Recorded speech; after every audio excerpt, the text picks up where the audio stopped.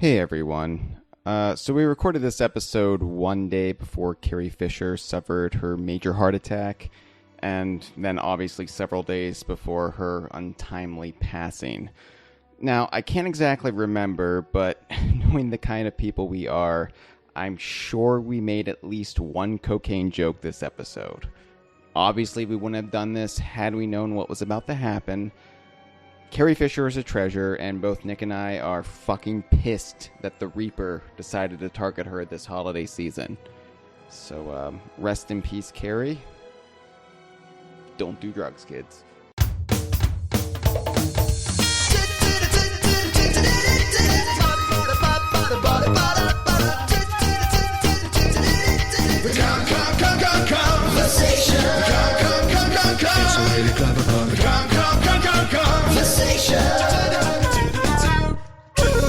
Just like Santa Claus, I'm gonna strap a wild animal on my front and travel the world. And for once, that's not a euphemism. Merry Saturnalia, everybody! Hi-de-yo and Misa greeting to the Kongversation. Misa called Hyle Russell. Snarskaruska. Sorry, Nick Prol here. That was just me doing my best Bosk. Oh, okay. I didn't have my Bosk to basic translator there. I forget what species Bosk is. It's been a while. Trandoshan, I think. Trandoshan, right. Maybe. I might be wrong. We're not allowed to call them Trandoshans anymore, Nick. It's not politically correct. No! Merry holidays to everyone. Yes. Happy Christmas, happy Hanukkah, happy Kwanzaa. Happy Life Day. Happy Life Day. It is our Christmas week episode of the Kongversation, so we're half-assing it this time.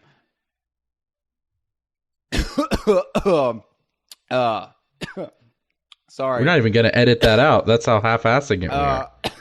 No, I was trying some of that blue milk that everybody's always going on about. That stuff is viscous. But I also added spice to it. Not like holiday spice like cinnamon, but Star Wars spice, which is illicit hallucinogenic properties. And didn't really go down that smoothly. It wasn't that spice from Arrakis, was it? Because then your eyes might turn blue, too. No, it was not. Different spice. George Lucas ripped off a whole bunch of sci-fi properties with Star Wars, which we'll be discussing a little bit tonight. Oh, yeah, if you wondered why we're just making all the Star Wars references, that's why. Yeah. So basically what happened was a movie called Rogue One came out last week, and I thought it was Rouge One. Rouge One, yes. The Sarah Palin story. I don't know why. I remember why, because she had that book called Going Rogue, and they did a parody version of it called Going Rouge. And so now I associate Rogue and Rouge with Sarah Palin. Yeah, she's just a Gamorrean in lipstick. So after 4 weeks of talking about Donkey Kong Country 3 and getting ungodly specific about the topics of conversation, to the point where we were going through each and every episode saying, oh, yes, I like this bit where... Remember that level with the Nid? I sure love Nid. Do you remember when on the dock the platform ends at the 2/5 mark in the level and it becomes water and then you're swimming in the water and then before you know it you're on a platform again? I enjoyed that. How could I forget? I remember. So we're not going to be doing that this week because we're done, thank God. Whew. No Donkey Kong Country 3 Game Boy Advance spotlight for us anytime soon. No. But it's the holidays, and I want to take it easy this week. Let's kick back. Yeah, I initially considered doing an Oops, All Tangents episode for Star Wars because I just want to talk about Star Wars. But, Nick, you actually made me think during the course of the spotlight. You brought up Return of the Jedi a couple times, and I thought, we can make it Donkey Kong related. I mean, we're quite adept at this point here at DK Vine. It's a stretch, but who else but us to do it? We can turn anything back around into Donkey Kong, so I'm not that worried about this being slightly off topic. heads up, we will be discussing Rogue One a bit, and there will be spoilers for Rogue One. So if you don't want to be spoiled for Rogue One, I would recommend not listening to this episode right now. I would recommend waiting until you've actually seen the movie, or to the point where you don't care about being spoiled for the movie. So Also, I recommend not watching A New Hope, because that's going to spoil it for you. Also, Han Solo dies in The Force Awakens. Hyle. I know. I'm sorry. He did. He died. He got stabbed by Kylo Ren. So, yeah, and the deaths in Rogue One I was more sad about. Oh, I haven't seen Rogue One yet. Do people die in it? Oh, you haven't seen it yet? No, I'm joking. I've seen it. Okay. I was actually worried you hadn't seen it yet, because that would make this episode quite awkward. But you saw it today. Yeah, good timing. Great timing. It's almost like we planned it, which we didn't. Nope. Yeah, anyway, I'm a fan of Star Wars. I think on an off again fan. I'm not a complete diehard fanatic of Star Wars like I am Donkey Kong or the Beatles, but I have a healthy love for Star Wars. I think it's right up there with, let's say, my love for Batman, in that it's going to be something that's always with me throughout life, but it's not going to be something I'm going to try to outdo the real hardcore fans over, because I'm never going to. So it's a universe that you don't live and breathe, but has always been with you, and that you love passionately exploring whenever possible. I like exploring that universe from time to time. I just don't want to live there. Yeah. And I think that's the difference. I think with the Donkey Kong universe, Donkey Kong Islands, the Isle o' Hags, Timbers Island, Willow Wood, maybe lesser extent Willow Woods, but I would actually want to live there, and or I could see myself living there quite comfortably. With Star Wars, I could see you living there. Yeah, thank you. You just want to get rid of me. You want me to leave the U.S. and get rid of this asshole. Yeah, you just don't like having me around, and then you can kind of do a coup d'etat on DK Vine. I'll try my best. He'll take it over. Yeah, it's not all lollipops and rainbows and sun drops and gum shine, Nick. It's hard work running DK Vine. Lots of blue milk. It's hard work. So anyway, yeah, I've been a fan of Star Wars. Weirdly enough, for a less amount of time than I've been a fan of the Donkey Kong universe. I became a fan of Star Wars, oddly enough, in 1997 when the special editions came out. Yep. We talked about this on our N64 episode a little bit, I think, when Star Wars the special editions came out and the N64 game Shadows of the Empire came out. It was like the perfect storm to ensnare us with Star Wars. Because you're younger than I am, Nick. I was born in the very end of 1983. So by the time I was old enough to like things beyond Sesame Street or whatever was put in front of me, I was kind of already past what most people consider to be 80s properties. You know, Star Wars, He-Man, Transformers even. I mean, Ninja Turtles was, I think, the first thing. Well, Ghostbusters, I guess, the real Ghostbusters. But then Ninja Turtles were the first things to really grab me. And those were more late 80s phenomenon than... And by the real Ghostbusters, you mean the male Ghostbusters, right? Of course, because I hate women, and I especially hate when they try to bust Ghost. It's just, I mean, they'll smell you coming when you're on your period. Too far. Is anything too far, really, on this show? This show that we've defiled ourselves time and again over the last 4 years? No. Good point. But Star Wars was one of those things. I was the only child, so I didn't have an older brother or sister. And as was I.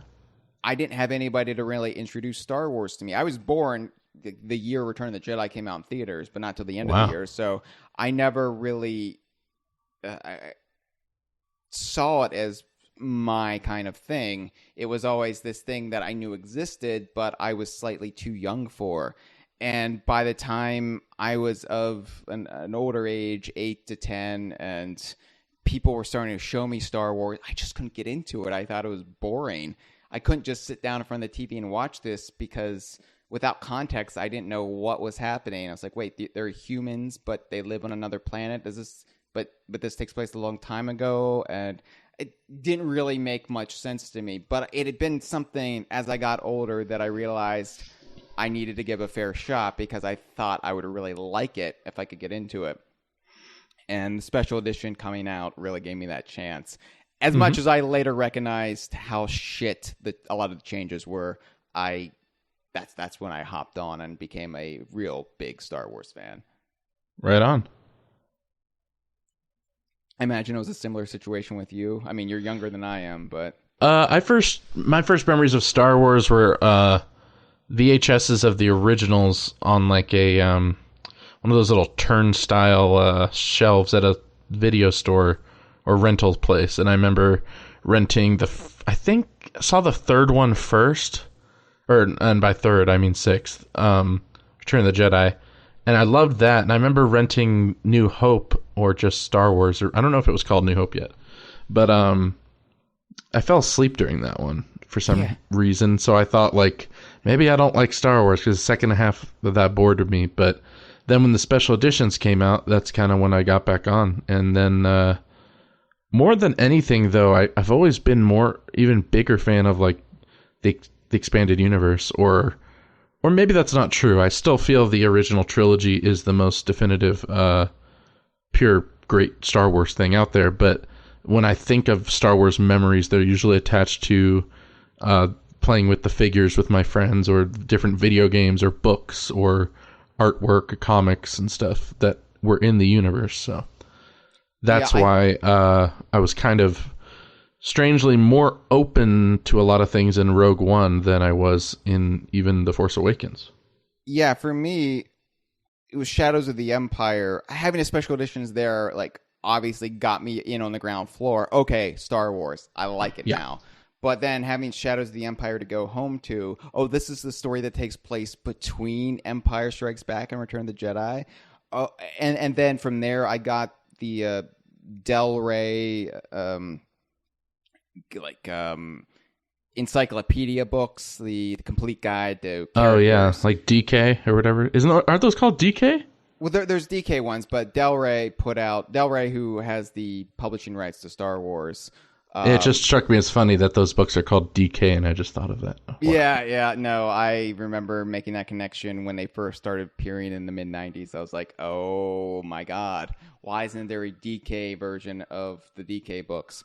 Yeah, but, if only. There still hasn't been. Wow. So, but Del Rey is the sci-fi publishing house, I think owned by Random House, that they put out the Star Wars books. Although it was Bantam in the 90s, but Del Rey still had the license for some things, like the encyclopedias and guides to various universe things. So I got the complete guide to characters, and that was a revelation, because they treated the novel characters and comic book characters and video game characters on the same tier as the movie characters. Yeah. And that was mind-blowing to me. I was like, wait, you mean all of these books and comics and video games actually count as canon? Because they did. I mean, despite whatever revisionist history you want to say, that was the official stance from Lucasfilm. George Lucas, would waffle his opinion on it, but for the most part, they did keep a consistent, ongoing universe for the better part of 35 years. So it was a huge feat. And, because even when I was a kid, I just instinctively knew, if it's part of a different medium, like, let's say you're really into, say, the X-Files, and there are X-Files books and comics. Those books and comics don't really count. You can read them and you can appreciate them, but they're not actually part of the universe. You'll never see them being referenced in an episode. Right, and Star Wars was the first time where that was kind of out the window. It's like, no, everything counts. And that made me realize the abundance... In large amounts. Yes. That made me realize the abundance of lore, I think, for Star Wars. And I'm a guy who loves his lore and continuity and canon. So that was really the entry point for me becoming a big Star Wars fan. And one of the reasons I was kind of upset to see the expanded universe go when Disney took over. Although, to be fair, there was a lot of garbage in the expanded universe, especially as the years went on, and they're already borrowing a lot from it too in their own version of it.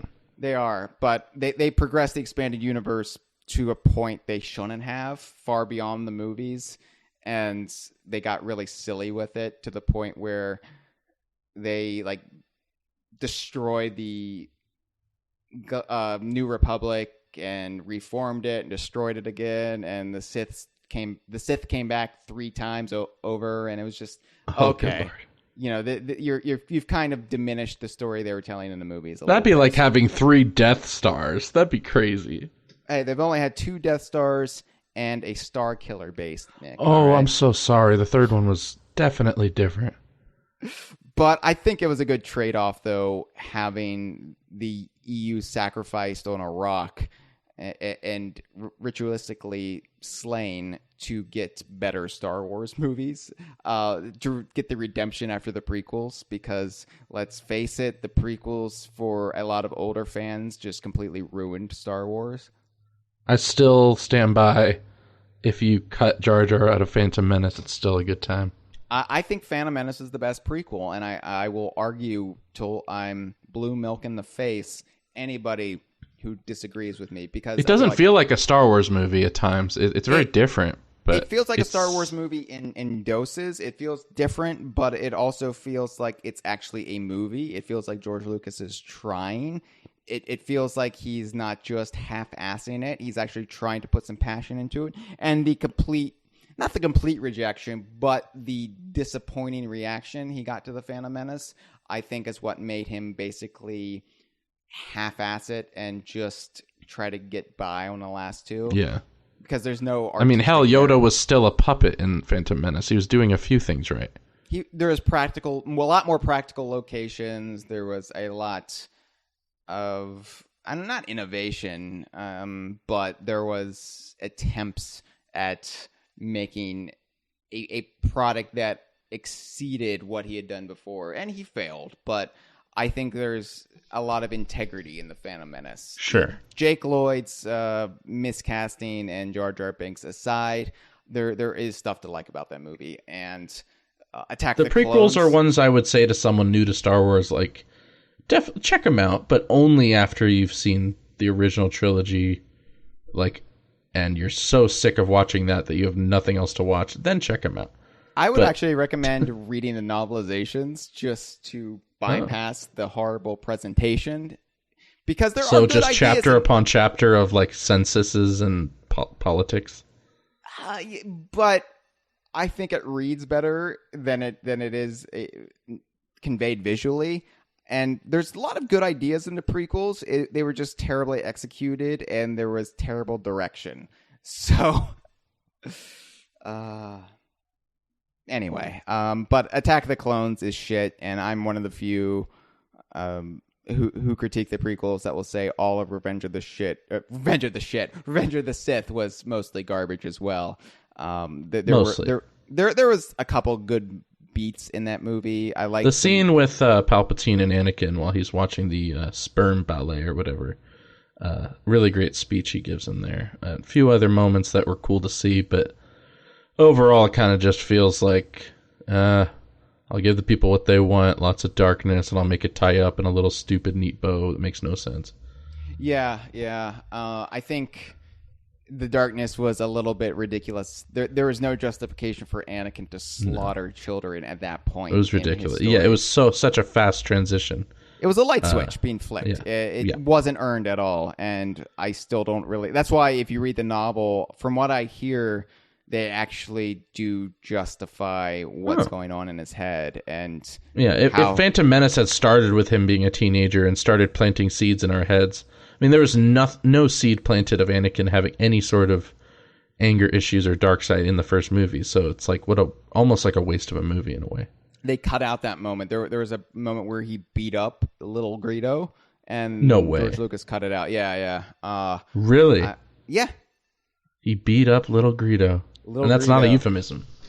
No. That we bypassed his awkward pubescent years where he did beat Lil She's Greedo. like, go Annie. Don't call me Annie, bitch. Yeah, what we needed to see. And Anakin hit first. Seriously, go see the Plinkett reviews of the Star Wars prequels because it all sums it up way better than we can in a shortened time. And in way more nitpicky glory.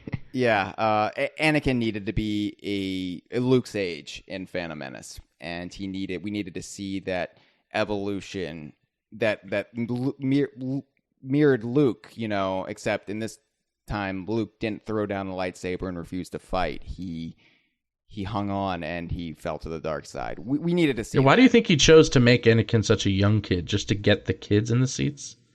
Someone for them to relate to? No, because he wanted to. His only idea of how does Anakin start his descent into the dark side was his mom dies, and the only way he would have an attachment towards his mother is if he's taken from her at a young age. And he was just stuck on this plot point that really just wrecked the movie and wrecked the trilogy. And I don't know why he thought that Anakin still couldn't care about his mom if his mom was all he had and if he was all she had. I mean, if they were slaves or whatever, then that's fine. But really, what we needed to see was him being raised with Owen Lars and on the same moisture farm as, Luke was raised on. And basically, if you do want to say that it's like poetry, it rhymes, then show us that. Then do it. Yeah. Have them have more parallel journeys. Explain why Owen Lars is so mad at Anakin when he barely actually knew him. They should have had a bigger history there. But anyway, we're getting nitpicky now. That's not the point of this episode. I just wanted to go over some of my personal history of Star Wars as well as some of yours because I like Star Wars. And I like that Star Wars is back. And it's something that's in the conversation, the social conversation. I didn't like that it was back until today. You were one of those who didn't like The Force Awakens. No, I enjoyed my time seeing it. It just, the more I thought about it, the more I realized it was insulting to me a little bit as a fan. Just a little bit. Yes, but I think what The Force Awakens did was cleanse the palate. It had to kind of reset Star Wars back to what people wanted Star Wars to be, and the only way... So it had to do that with, zero stakes and, milquetoast safe? It wasn't zero stakes. I think the people's biggest problem with it was using George Lucas's "it's like poetry, it rhymes" when George Lucas was no longer around, and it basically just was a thematic do-over of A New Hope, right down to people filling in. My only hope is that the problems I had with it are explained in the next one, because some of them can be why can Rey do anything? Where did the lightsaber come from? The moment that is it Kanata or Katana? Maz Katana sounds like a Mortal Kombat character. Yeah, Maz Kanata. The moment she goes, when they ask, where'd this lightsaber come from? And she goes, it's a story for another time. I was like, oh no, do not cop out. Do not. I just knew in that instance, JJ was like, well, that's not my job to come up with. Let's have Rian Johnson figure that one out. Or let's have the people writing the books figure that one out. Yeah.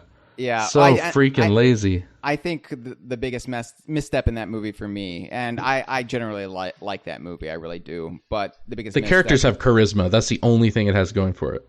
They have a lot of charisma, but I think the biggest problem for me is they didn't explain the state of the universe at all, or the galaxy. No. So you didn't understand what was going on with the New Republic government. You didn't. It's like they were too afraid of the politics stuff, so they not only did they shy away from it, they did nothing.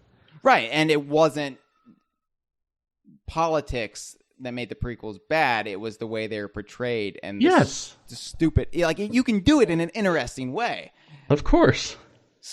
Anyway, it would have just required a couple lines. That's all it would have taken. But I understand why they shied away from it. But I think they went overboard. But I like The Force Awakens. It was R2-D2 turning on for no reason at the end.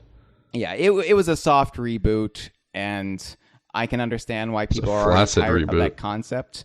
But I think it worked. It did its job, and now we can move. Oh, on it to did better its job. I mean, just go to Target and you'll see that it did its job.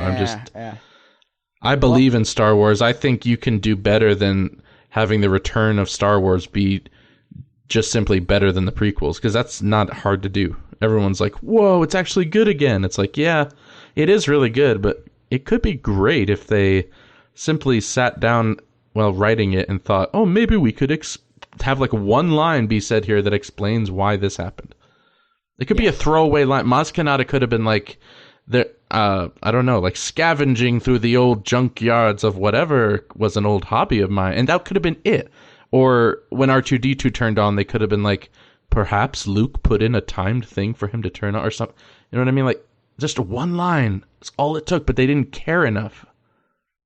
Yeah. The fortunate thing is it sounds like episode 8 is going to be taking place immediately where episode 7 left off. So yeah, so it's just going to be, it starts on Luke's face and be like, who are you?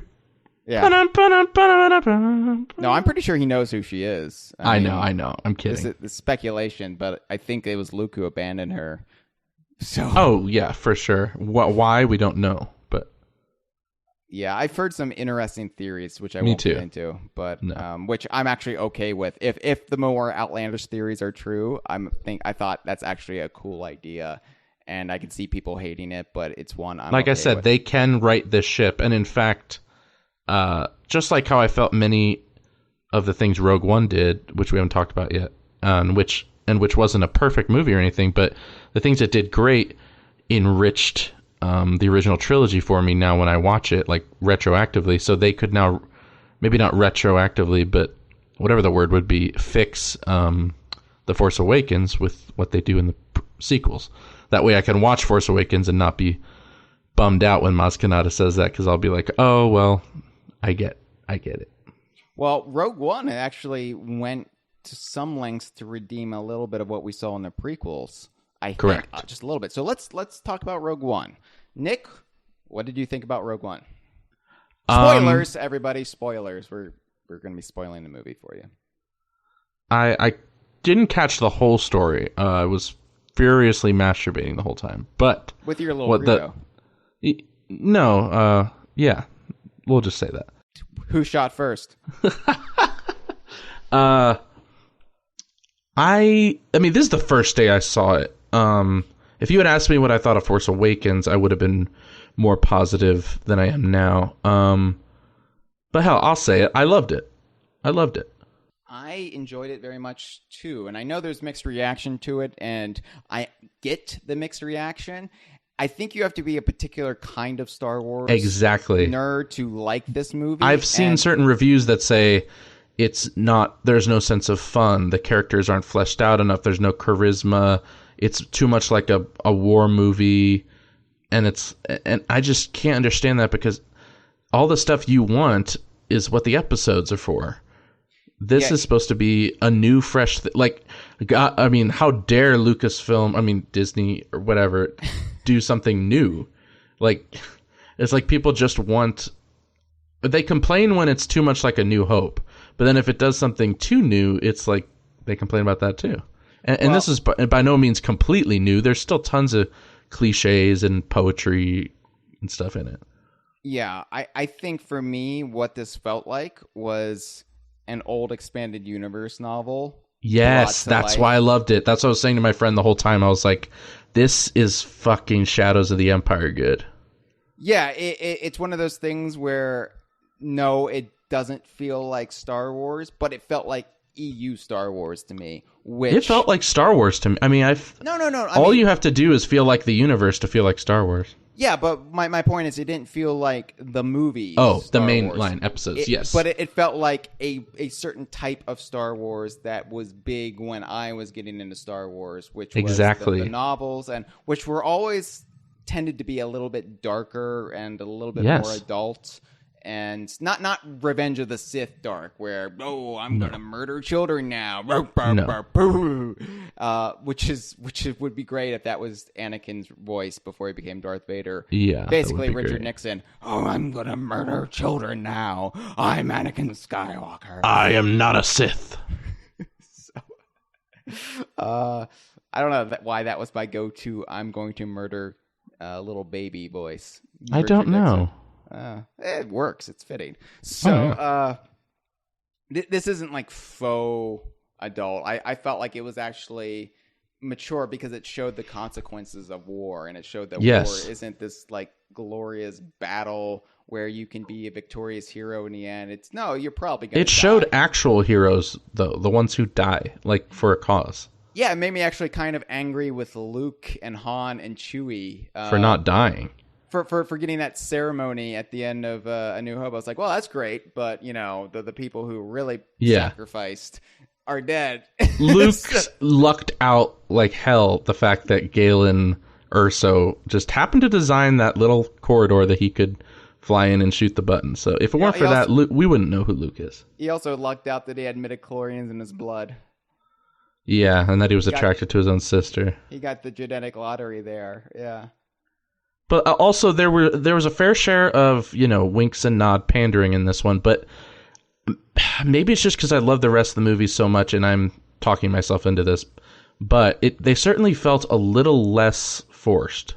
They felt a little bit more like if I was reading an EU book, they know you're a Star Wars fan and they want to throw in little treats for you and they pass by semi-organically and they fit in with the timeline. It's not like look over at the Millennium Falcon, zoom in, play the Star Wars theme, even though the characters don't recognize the Millennium Falcon. It's like the director's literally winking at you.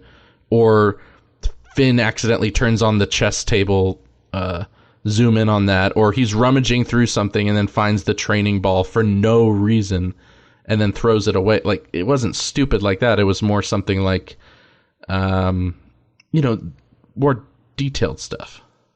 Yeah, well, like the old EU, what you would have, the ones that weren't necessarily focused on the main core group of heroes, you know, Luke, Han, Leia, Chewie, Lando, those EU novels, they would always kind of weave in and out of the main narrative and in with the main hero. So I didn't mind like things on the side, like the only one that really felt awkward and out of place. Ponda Baba.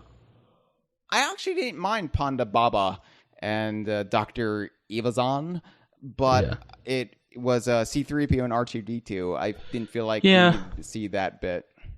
We didn't need them to even be in Force Awakens either, but they still would have been there at that time. It still made sense. Yeah, I know. I guess it is kind of just throwing a bone, though. To like, I didn't need to hear C-3PO do that line of dialogue. It would have been okay just to see them in the background. Exactly. Of the Yavin 4 temple. I don't know. And as far as the bigger cameos, like CGI Tarkin and CGI Leia, I would say... Well, Tarkin wasn't even a cameo. He was a full-fledged character. Exactly, which was surprising. While not maybe not 100% successful CGI on him, but mostly very successful on him. On Leia, it was very short, and it was risky for them to use that as the last shot. I felt like it felt a little awkward, the CGI on her face. I have to rewatch it. I just saw it today, but I'm not sure if I liked CGI Leia. I feel like you could have just had it be her from behind or like with a profile view or something. But Tarkin worked for me. It was quite cool. They could have just gotten modern day Carrie Fisher, but with like a night beauty mask on her face. She was like, I mean, they probably got her to do the face capture, right? And then just de-aged her or something. Yeah, I don't know. I think they thank her in the credits, but the credit to Princess Leia is actually another actress. So they thanked her for providing coke to the whole cast. Yeah, there you go. Which is surprising given how low energy like the whole cast felt. Which was great. I mean, they were great. They were great, but they weren't like bouncing. Believe it or not, K2SO was the biggest addict amongst them. Yeah. No, I liked Tarkin in the movie. I was glad Tarkin was in the movie just because I know great lines. I know Tarkin is supposed to be there. I know he's supposed to be heavily invested in the Death Star. It would have been weird to have a movie about the Death Star without having Tarkin have a significant role. When I first saw Ben Mendelsohn's character in the promo stuff, I was like, okay, so he's going to kind of be the Tarkin guy. And then I'm like, oh, he's like dealing with Tarkin a lot. Yeah, I thought he was going to be, you know, the nefarious villain of the piece, and he was really just this He's a sniveling, like, what do you call it? People that are always a climber, social climber. Ladder climber. Yeah, Ladder climber, ambitious. I just my friend disagreed with me. He thought Krennic was a bit of a waste. Ben Mendelsohn's one of my favorite actors, and I feel like certainly this wasn't a mind-blowing performance from him, but I thought he fit perfectly, and I totally got what the character was all about. Not every Star Wars film, I think, has to have a Vader, even though this one does, and holy shit. Or some Darth Maul or something that is like... Sometimes villains can be... I don't know. The more mundane on the surface type of villains, but still psychologically important to the whole story. Yeah. If that makes any sense. Yeah, everybody, like, people complain that Kylo Ren wasn't as badass as Vader, and I'm just like, well, that's not the whole point of the character of Kylo Ren. You're missing the point. And just I thought, was it Krennic, right? I don't know the characters' names in Rogue One that well yet. And I don't hate Force Awakens, by the way. I just, on a day like this when I see Rogue One, and also the disclaimer, I don't think Rogue One's a 10 out of 10 masterpiece, better than Empire or something like some people say. No. But, I mean, there's no you have to be crazy or you don't know Star Wars to not agree that this is not the best mainstream feature film Star Wars media since Return of the Jedi. I mean, it just is. For me, I'm not even going to really compare it to the main saga film. No, I just said since. Yeah. But for me, I feel like this is something completely different. Yes, it's Star Wars. It takes place within the universe, but it also can't be judged as its own non-Star Wars movie, I don't feel, because as a war movie, it's not that great. But again, my point it's Star Wars that it's great. It's kind of cock. It's cock? What cock? CAULK, cock. Oh, okay. It's what the old EU was. It kind of fills in those gaps that the movies leave. Yes. And that's okay. It's okay that these exist, because if we had a full-on, like, awesome saga-esque Star Wars movie every year, that would just be That's overkill. Diluting it. Yeah. Now, what do you think about the theory that a Star Wars movie of any kind every year is diluting it? So long as they're done in different ways. This felt quite different than any of the previous 7 movies. I literally couldn't not have cared less about the Han Solo movie yesterday. But now, having seen this and thinking about the possibility of, the offshoot movies can be each a different type of movie and feel like the EU. This is the new EU. And now I couldn't be more excited for a Han Solo movie with Lando and possibly Boba Fett. I think it should be like a Western, maybe, sort of, or an adventure movie. You know. Did you ever read any of the young Han Solo books? Like, there's I think two I read trilogies. There's one. Whatever. I only read one. It was the book with like a wolf type villain.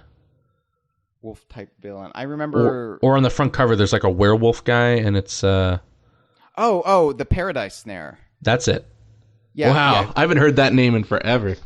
No, that's actually his wolf buddy. It was his pre-Chewbacca animal-esque mate. That's how little I remember about. I just remember the cover, and so I assume that was the villain, but I don't remember the story very much. That was one of the few EU novels I read front to back, and I loved it. Wow. It was the villains were this religious sect of priests who were actually running a drug operation. Yeah, I remember this now.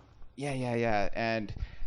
Yeah, I loved that Han Solo trilogy. And I loved Young Indiana Jones, so naturally, sort of it's another side to the coin.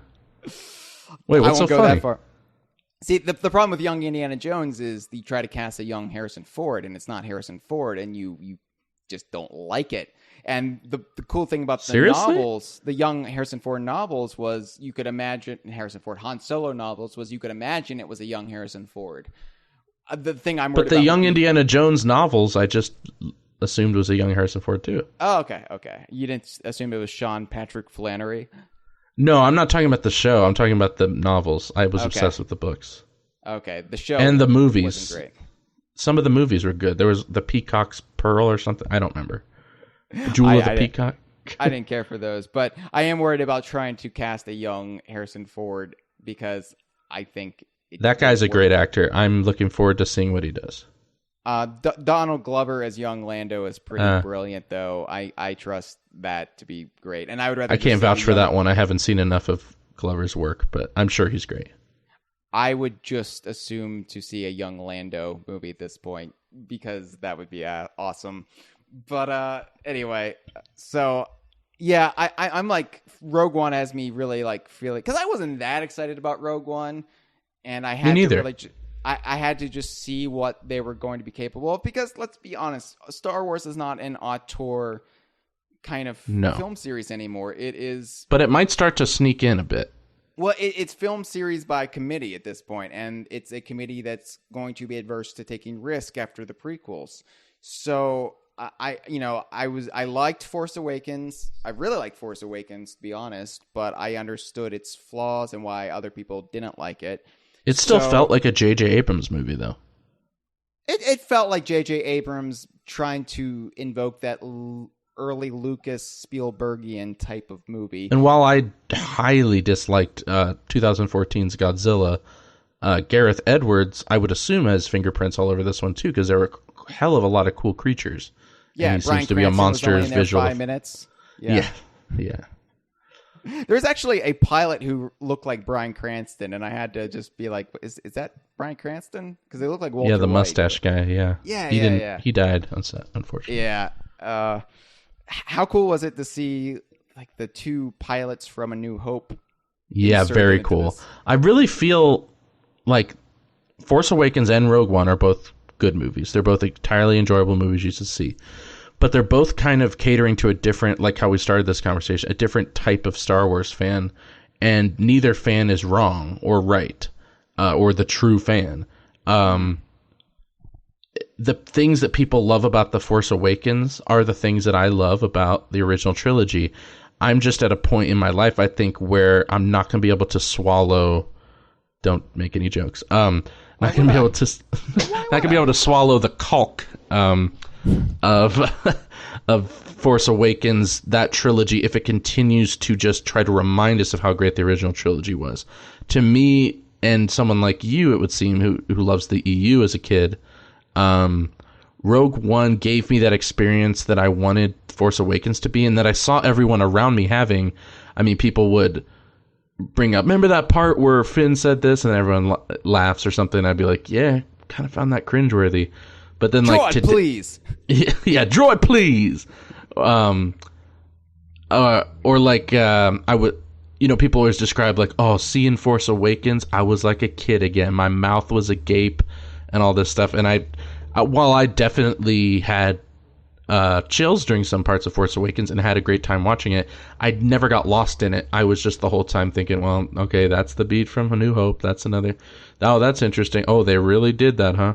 But this time, even though, once again, there's flaws, I had my mouth agape like a kid and like one of those dumb mouth breathers I always thought I wasn't one of, but guess what? I'm one of them. The nostalgia worked on me in whatever strange formula they cooked it up in this one. I'm sure, like, I accused the first one of being like the Memba berries off South Park and that whole thing, just nostalgia only. And I'm sure this one you could say the same thing about, but it's like this certain strand of berry is just more for me. Dingleberries. You son of a... So, one of the things that I really liked about the movie, and what made it crystallize in my head that this is essentially a new form of expanded universe. And I know there are new expanded universe novels that are part of this new continuity. And so there is an EU, but I felt like this expands the possibility that you can have essentially EU movies now. Seeing Darth Vader's castle on Mustafar. Oh, that was straight out Shadows of the Empire. That was. Darth Vader has like 2 castles in the old expanded universe. Fuck. And him in the tank scene, dude. Oh my god. Yeah, that was out of my dreams. Like, that was like one of the Emperor's clones, like cryopod things. Remember, there's a scene in Shadows of the Empire, the novel, where Darth Vader is in his respiration tank or whatever that he was in Empire Strikes Back, and he's trying to heal his lungs with the power of the Force. Yes. And he actually starts to get there, and then he realizes that that's actually bringing him peace and contentment, and then he no longer can draw upon the dark side of the Force, and then he immediately loses it, and that's cool shit. That's so fascinating. That shows stuff, he's like, it's still in him, the light. That's stuff that can't be conveyed in movies, which is why I love the old EU, but I like how weird things can get in the EU, and the fact that Darth Vader has a Dracula castle. Yes. It's something that's so bizarre and not something that you saw in the movies. And to Makes have that total portrayed sense, though. To have that portrayed on the big screen, to have the modern equivalent of, I think it was Bast Castle was his castle in the old EU, but to have that on screen, I was like, oh my god, that's pretty cool. Dude, yeah, I was in the same spot. I was just like, oh my god, no, is that Vader's castle? I didn't appreciate the pun, though. The pun he gave after he choked Ben Mendelsohn. Try not to choke on your aspiration. Yeah, like I said, not a perfect movie. Not a perfect movie. He should have pulled out sunglasses at that point and just put them on. So, you want to talk about the actual Rogue One characters? The main yes, group of heroes? yes. The whole time I was watching it, I shouldn't have listened to other people's thoughts beforehand, but it's what you do. I kept hearing the reviews or opinions of others that were saying the characters don't make any sense. You don't know what their backgrounds are, and really, the only two characters that I could have used more background on were the two Asian gentlemen who were awesome. They were my favorite characters. Chiram Emwe and Baze something. That's another big fault in the movie. When names are spoken, they're either not spoken at all, spoken too fast, or spoken by Diego Luna. So you cannot understand them. But yeah, that's what their names were, I think. And could have used more of like what the hell they were doing and more of a reason of why they joined along. I guess they were they part of Saul Guerrero's crew? Were they with those guys, or were they just like wandering? No, they were mercenaries. They were Wills, Nick. They were like Trial of the Wills. Yeah, in Star Wars lore, Wills are this unseen group of like Force sensitives or Force subjects who chronicle like the tale of the galaxy, and they're not Jedi, but they're. But Baze wasn't Force sensitive, right? I mean, at least not till the end. No. But he was a Will. It's kind of left vague, I think, for future properties to explore. But okay. This was the first. This was the first appearance in both on screen and in any of the lore of actual Wills, I believe. I could be wrong because I haven't really gotten into Clone Wars or Rebels. Or I know, like George Lucas's original vision for everything, like had Wills in the title, wasn't it? It was everything was being chronicled in the Journal of the Wills. That's which it. It's still a concept that exists. Interesting. Even in the new canon. Well, then that could have just been a little bit. I did hear them say Wills, and I was like, ooh, but that could have been a little bit more explained. But as far as, for instance, what's his name? Cassian, is that it? I don't know. Cassian? I don't know their names. Cassian. Andor. Andor? Yeah. And/or. Or Endor. He's just a huge Forest fan. He's a tree hugger. He, for instance, I don't get why we need any more characterization with him. Han Solo, we just meet and we just accept that he's friends with a giant talking bear dog and he's some mercenary and we never really get his backstory. So why do we need... I felt that through conversation and through his actions, Cassian, while not by any means the best Star Wars character ever, he was fleshed out enough and morally ambiguous enough and had enough of an arc that it worked for me. Same for the main character. I preferred her to Rey. Not her... I'd say Rey was more charismatic and more of a... just kind of jumps off the screen as like, this is going to be a great character. But, her actions, which were just so lazily written, made me prefer this girl who I actually saw her struggle. I saw her start as like a very apolitical, jaded, angry person who found a purpose in life and then died with it, like for an absolutely important cause. So I'd prefer her to Rey at this point. I feel like Rey could possibly become a great character in the next movie.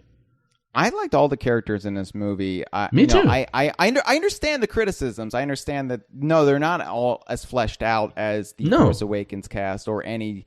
I would argue they're more fleshed out than the prequel cast because is everybody in a war movie fleshed out though? The most you'll get is like, yeah, I got a girl back home or something like that. Like, yeah, it's usually a band of misfits, in a crisis brought together. Their actions usually should characterize them. Not you shouldn't have to know everything about who their father was, what planet they're from, etc. Yeah. I mean, I think compared to the prequel characters, I never understood the motivations of, say, Obi-Wan or Anakin or Padme. Besides, Anakin wants to bone Padme, and now he's feeling sad that his mom's dead. That's like the most I ever got from them. These are more fleshed out than the prequel characters. Not the original trilogy cast, not the Force Awakens cast, but you know what? They don't have to be. Again, I felt like I got to know them just enough that I was sad when they all died. And I knew they were all going to die because I figured, well, none of these guys are around for episode 4. So there ain't no Rogue 2. I assume this is a suicide mission, and I was prepared for that. But when the talk about ballsy, died, man. That's another reason I love this movie. When the robot got shot down, I was just like, oh, well, here we go. And once again, Han Solo, a far better character than K2SO, but K2SO's death made me tear up almost a little bit, whereas Han Solo's, I laughed. Because Han Solo, a beloved character, a beloved smuggler with a heart of gold, I've always imagined him going down with a fight or going down, getting the last word in something or being clever, not killing himself. Choosing to walk out onto a parapet, knowing exactly what's about to happen, and committing suicide. Though. He was talking to his son. He thought he could reason with him. Yeah. When he puts the lightsaber in his hand, he's really going to hand it over. We know that as movie audiences, but if that was you, Nick, Prol, and that was your son out there, don't you talk about Jorge. I'm sorry. I know your fully adult son, Jorge, who has still gotta send him those fucking checks. I'm hoping Jorge can find his way back to the light, Nick. I'm hoping if his mother catches him under the bridge trying to score H again, I don't know. I do not. I'm up to my wits' end with this boy. He's gonna stab you off that bridge. It's gonna be you. Yeah, exactly. Yeah, it's gonna be me. But I mean, I didn't view it as a father talking to his son. Because I wasn't given any flashbacks of Han Solo with young Kylo Ren. I wasn't given an actor who even looked like Han Solo or Leia. I did not believe that was even his son. And I like the character of Kylo Ren quite a bit. But I was given no reason to feel emotionally attached to that. And in a war movie with very little characterization, when there's more reason to cry for Mads Mikkelsen's character dying or K2SO dying than Han Solo, there's a problem. Yeah. Well, because with Mads Mikkelsen, we got to see him and Jyn when she was younger. Scenes like that, they're never the best scenes in movies. They're kind of like, oh, it's a mushy flashback scene to set up the origin. But there's a reason they're done. Like they help you feel more of a connection to like these being actual characters with a history. And we got all we had was Han talking to Leia, going, "Our son, I saw him." Oh, yeah, we have a son, don't we? Yeah, apparently. I'm going to go get killed by him. That's one reason why I wish they would have just referred to him as his expanded universe name, so anybody who read those books could have at least assumed some of that partial history onto Kylo Ren. Yeah, and I mean, look at the original trilogy. You find out Luke is Darth Vader's son through the most epic, iconic scene ever. You find out Kylo is Han's son through throwaway casual dialogue by a giant holographic Schmeagol. Right, but he goes, Han Solo, your father. By the way, oh yeah, he's your father. Anyway, you're like, oh, what? That's it? That's the reveal? Yeah, but I think you also have to avoid, like, because that's such an iconic moment, not just in Star Wars, but in movies in general, that I think anything approaching that... No, yes. And I'm not trying to be hypocritical and say they shouldn't repeat the old movies, but they should have had some huge grand reveal of him being his son. I just feel like it doesn't have to be I am your father again, but it could have been Han telling Rey, oh yeah, that guy you got attacked by, that's my son. Or something other than another character just randomly saying it, kind of, it felt deflated, sort of. Whatever. Back to Rogue One, though. Sorry, no, I'm going on tangents here. Well, yeah, it's fine. It's fine. It's Christmas, goddammit. It's Christmas, and you're not talking about monkeys and drain pipes anymore. So, one of the things I really liked about the Rogue One cast, though, all the characters, was that besides the blind monk man, none of them seemed to be Force sensitive. So you really felt like they didn't have that plot armor around them. So it was a lot more noble when they were essentially sacrificing themselves just for the small chance of hope against these insurmountable odds. There was no destiny in the sky controlling everything. No, and I really did feel like there was something a lot more heroic about their actions than anything we saw in any of the other Star Wars casts, because they weren't magic space wizards. They weren't smugglers with just a ridiculous amount of luck. They were essentially just good enough to do the job, and that really made what happened to all of them a lot more, I think, heartbreaking. Make 10 men feel like 1,000.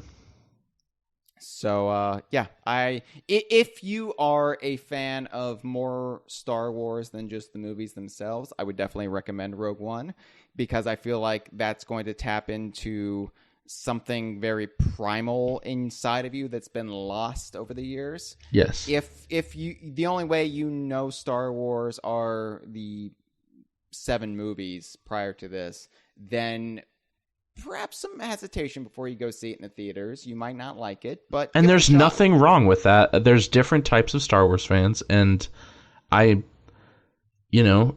sure there's going to be comments from one of our 2 listeners. No, I'm just kidding.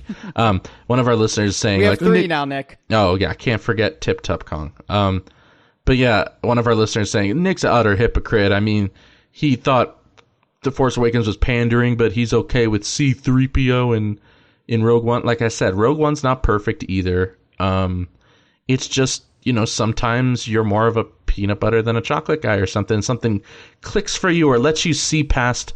Like, I would have been able to see past all the pandering in Force Awakens if some of those other moments that I felt were lazily underwritten weren't. Or, you know what I mean? Like, it's all about if the movie clicks with you and if you buy into the immersion of it. And sure, maybe it's bias from our experiences with the EU as youths, but I'm just gonna stop being guilty about liking a Star Wars movie and just admit that I liked this movie. It's hard for me to do, but I'm just so cynical. I feel like everybody has their own idea of what Star Wars should be now, and I feel like... Well, this isn't the only thing I think Star Wars should be. This is No. Yeah. But I really feel like even if, let's say, The Empire Strikes Back came to theaters in this day and age, people would rip it apart for various reasons, where they don't because it was part of their childhood. I think it's just, if we can allow ourselves to be kids again and not be so critical, we'll actually enjoy these fucking movies. And that's what I'm going to do the next time I watch Force Awakens. I'm going to take your advice. Well, maybe that makes me a hypocrite because I couldn't do that with the prequels, but I think there are levels. You'll find hypocrisy in everything we're saying, or at least I'm saying tonight, I'm sure. But I left the theater today going, were there a few things that made me raise an eyebrow in this? Yes. Should I focus in on those and be a negative, jaded prick and open my eyes to the fact this is a movie by commission from Disney that is filling up Targets around the world, selling socks with characters on them who were supposed to have died heroically? Or should I just realize that there's also was like 90% of stuff that I loved and touched into my childhood in a non-pandering way? And should I just love something for once? I'm choosing the light side on this one. Right. Star Wars is never going to be Citizen Kane. And long as I have a good time Citizen with Kane's not even going to be Citizen Kane. It doesn't live up to the hype. So, yeah, it's too close to Donald Trump now. But so long as I can enjoy the ride and I have a good time and it makes me want to see the next Star Wars, then sure. They're going to be making these movies long after you and I are dead, and our opinions mean nothing. So while we're alive, might as well look past a few plot holes here and there, or the you know what I mean. All right. The Tipped Up Kong is actually in our Patreon stream right now. Cursing up a storm. Yeah. God, anti-Semitic? No, just kidding. Oh, I haven't seen those words since the 70s. The 70s? I haven't seen these words since I saw the original Star Wars. No, Tipped Up Kong says, I just don't know what Luke can teach Rey in Episode 8. She's flawless. Kind of good point. People say that. I don't think she's flawless, I think. She's not anybody that seems like they need training of any kind. Well, she's got like raw, untapped talent, but we see the problems that can cause in her succeeding in everything imaginable. No. But I want to know what her backstory is before I'm going to criticize the character. I'm fine with her. That's what I'm saying. But I haven't been given her. That's the thing. It's like, who's this chick that can do everything? I hate women in power. What? Wait, what? What'd you say? I missed the joke. Oh no, it sounded like you're quoting Shaft there, Nick, the classic. No, I wasn't calling anybody a motherfucker. Well, good, because I didn't tell you to watch your mouth. Yeah, wash your mouth. All right. Well, let's actually try to make this relevant to the actual show itself. I know, but this is not an oops all tangents. Maybe it should have been, but I'm stubborn. So the comparisons with Star Wars and what we talk about on a week-to-week basis, the Donkey Kong universe, are there if you really want to look. And we mean really look, like really hard. I mean, I think anytime you have a trilogy of something, you're going to compare it to the Star Wars trilogy, the original Star Wars trilogy. So we've done that. I compare trilogies to the true trilogy, the Matrix trilogy. Right, because Donkey Kong Country 2 really does just feel like the Matrix Reloaded. I mean, the orgy scene. Well, yeah, there are ghosts in there. There are... that's about it. Yeah, Double Trouble, that's just another name for those two twins. Here you go, yeah. No, so we've like long made comparisons between the Donkey Kong universe and Star Wars, but it's funny because the Donkey Kong universe is my obsession, and I realize we are small in numbers, especially compared to Star Wars fans. I think my biggest hope for the Donkey Kong universe is not that it'll ever match the size of Star Wars fandom, because that's impossible. Yeah. I realize that. But I would hope that the Donkey Kong universe fans that do exist are as fanatical about the Donkey Kong universe as Star Wars fans are as fanatical about Star Wars. I think that's my biggest hope. We'll always be smaller in number, and I think there's a certain integrity in that. But I would like everybody to be as into it as people are into Star Wars. Gotcha. So if I can contribute to that with DK Vine, then that won't really make my life worth it, but at least I will have done something. so long as I leave my mark, whether it's good or bad, I'll be able to die. Oh, you've left your mark, all right. And it's good. It's so long as it's basically non-offensive. I'll take it. So the original trilogy of Star Wars and the original trilogy of Donkey Kong Country, there are some tonal similarities. Mm-hmm. And we discussed that a bit on our Spotlight episode, but it's worth revisiting. So you've got the original Donkey Kong Country, right?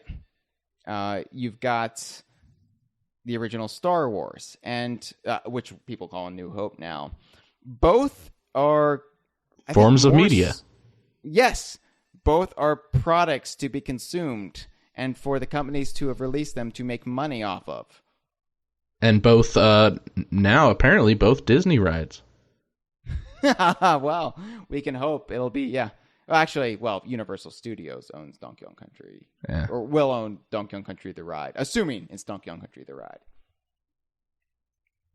But both of the original entries in each respective series are kind of quiet and more somber in tone than the later entries. Sure. There's a certain slowness, I think, to both of them. Where Donkey Kong, I mean, not in gameplay. I think Donkey Kong Country's gameplay is a lot more fast and kinetic than the more explorative sequels. But I don't know. I think just in the atmosphere, in the way the presentation comes off, they're both the more less flashy entries of their respective series. And that's, I mean, basically, you could also make comparisons. Diddy Kong's Journey is also a Joseph Campbell-esque hero's journey, much like Luke's is, but Diddy's is kind of over in 2 games, where Luke's extends to the entire trilogy. So, but yeah, I mean, then you got Donkey Kong Country 2 and The Empire Strikes Back, and they're both obviously the quote-unquote darker entries of the series. They both end on a dark note. Empire ends with Luke without a hand, having failed, looking out, wondering what happened to his best friend, frozen in a strange substance. And Donkey Kong Country 2 ends with the entire genocide of a race. Yeah, I was going to say Donkey Kong Country 2 ends a little bit more triumphantly than The Empire Strikes Back. But when you put it like that, I guess there is a certain ambiguity to what happens. No, I mean, it's basically Donkey Kong Country 2, the bad guys, they don't really win in the end, but they do remain on the offensive throughout the entire thing. You're on their territory. They have the upper hand up until the point they don't. And, yeah, it's both the vast majority's favorite in the respective franchise. Not, I think, because they're necessarily darker, but because of just how well executed they are. It's more mature. Mature might be a better word than dark. It's taking the formula of the first one and fine-tuning it until it's, firing on all cylinders. Yeah, it's got one of the great... I mean, I don't know. Most Star Wars fans will be like, yeah, I like Empire because the Hoth battle and Tauntauns, yeah. But, we all got to admit, it's actually a pretty darn good romance movie. Yeah, Luke and his sister. It's a classic romance. Well, yeah, the strange ancestral love triangle, but I mean, come on, that Han Solo and Leia, that's classic stuff. Mm-hmm. And now what we know about Harrison Ford and Carrie Fisher from the making of the first Star it makes Wars. It even steamier. That's what I was thinking about while watching Rogue One today, and, beating the little, what was that euphemism used? Greedo. Oh, Greedo, that's it. But yeah, I mean, I learned everything about how to, flirt angrily with girls from that movie. I mean, my ex-wife, I won her over by just saying, calling her a nerf herder. I mean, after she left with Jorge, things didn't work out, but it worked. Jorge, your son, you mean? Yes. She left with your son, Jorge. Yeah. Yes, okay. Not she left you for your son, Jorge. Well, like I said, I was inspired by Star Wars, so there was quite a bit of incest going on. And finally, Donkey Kong Country 3, as we talked about over the last month, it is like Return of the Jedi in that it's cool and weird in a lot of different ways, but also gets goofier in its tone. Yeah. And that can be off-putting to especially fans of the second entry. It's, if anyone said it was the literal best, they'd be lying, but the third in both trilogies just happen, once again, there's no correct way to be a fan of something, but they happen to be the certain flavor that just clicks with me the most, and they are my personal favorites. Also full of bears, each one. This is true, yes. All right, well, we've got a couple calls to take, and then we'll get back to making the comparisons between Donkey Kong and Star Wars, and also talk about any explicit references that the Donkey Kong universe has made to Star Wars over the years. I've got a bad feeling about this. Oh, that's like from the thing, from the movies, from the... Yes, it's from the second Star Trek movie, Wrath of Khan. Let's move on. Oh, you mean the one where Chris Pine dies and Zachary Quinto beats, No, that's the second Star Trek movie. Oh, right, okay. The one where Picard fights the Borg. No, that's the fourth. Gotcha. All right, sorry. Star Trek. It's more complicated than Star Wars. This is why I am a Star Wars fan. All right. Chad is listening to this seething because I just gave a slight diss towards Star Trek. Go take a dump in the captain's chair, Chad. I like Star Trek too, Chad, especially the animated series. Hello, Kongversation. This is George Lucas calling in. I heard that there was going to be a Kongversation episode about comparisons to Star Wars. So I wanted to chime in a couple of quick few cents here. It'll be kind of like poetry. It's kind of like it will rhyme, and then of course Rare will get sold by Nintendo to white slavers. Okay, it's not George Lucas. It's Kevin Folgers. Hi everyone, how you doing? Well, I had to call in this episode because Star Wars is my other biggest obsession that I have besides Rare, Donkey Kong Universe. Yeah, it's literally like my second biggest obsession. So I had to make this one, and I had to make it a good one. I saw Rogue One in theaters, and I loved it. It was a fantastic movie. Obviously, I won't spoil it, but this movie, obviously being a spin-off film that takes place in random parts of the timeline, it looks like Disney is actually going to be making more Star Wars movies at random points after they finish the sequel trilogy. 7, 8, 9. There's going to be like, this will be in point A, this will be in point B. So my question is, how would you feel if, say, Donkey Kong, Banjo, any of the characters got prequels and midquels? And basically, we kind of got that in Grunny's Revenge. It was the lead that led right into Banjo-Tooie, in a way, where Kondo went off to get Grunny's sisters to help remove the boulder. But what if there was like a prequel game to Banjo? Maybe like somehow we get the backstory to Dingpot ending up in Gruntilda's lair and getting the plans to Tootie's looks as opposed to Gruntilda's. You never know. How would you feel about more Donkey Kong and Banjo games, or Viva Pinata, or any of the DKU franchises, sort of having, instead of sequels or remakes, more like random points in their timelines? I'd like to see it. What about you? It's like poetry, it rhymes, It's sort of like they rhyme. Thank you for the call, Kevin. I was really upset because I thought it was genuinely George Lucas there for the first, 30 seconds of that call. And I thought, I knew George. I knew George liked our show. I knew he was a fan. I knew it. I felt it in my heart. Damn it, Kevin. Well, good question. It's just the Kremlings are so similar to Trandoshans. He's such a fan.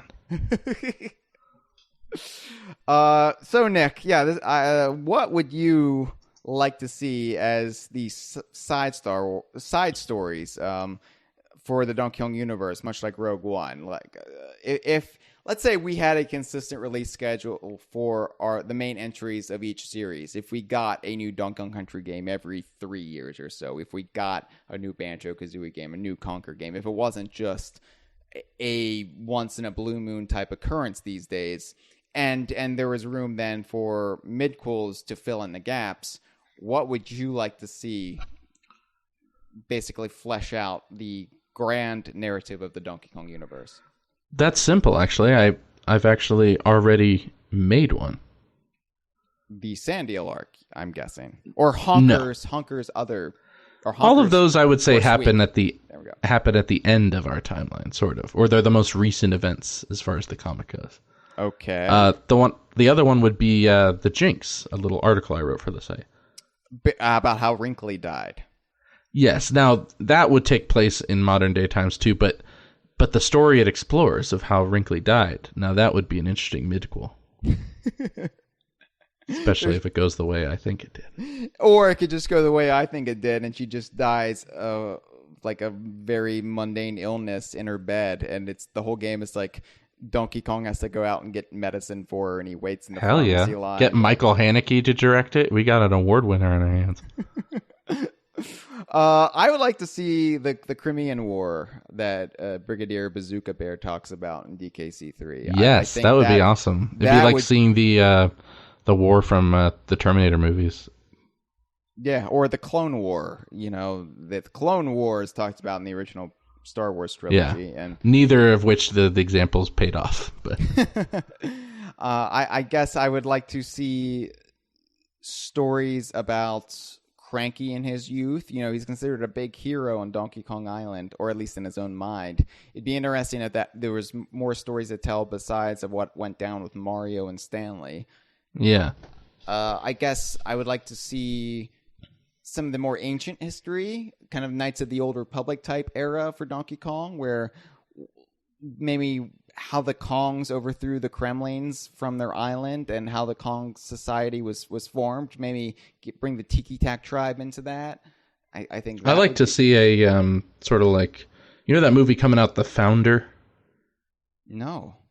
It is a biopic of the origins of the McDonald's franchise starring Michael Keaton. Right. I'd like to see something like that, but all about Alfred P. Cock. I thought you were going to say Mick Jiggies or That's Big where Al. I'm going. His lifetime battle with rivals Big Al and Mick Jiggies. Although Alfred P. Cock sold ice cream, so Yeah. Well, it's some crossover, milkshakes, ice cream. When Mick Jiggies went, introduced their soft serve, then it was total war. Yeah. I'd also like to see the days when Saberman snorted a lot of coke in the 80s and worked on Wall Street, and it was called Saber Wolf of Wall Street. How long have you been saving that one? Because let me tell you, it wasn't worth it. Let me tell you, 2 minutes is how long I saved it, and I'd say pretty worth it.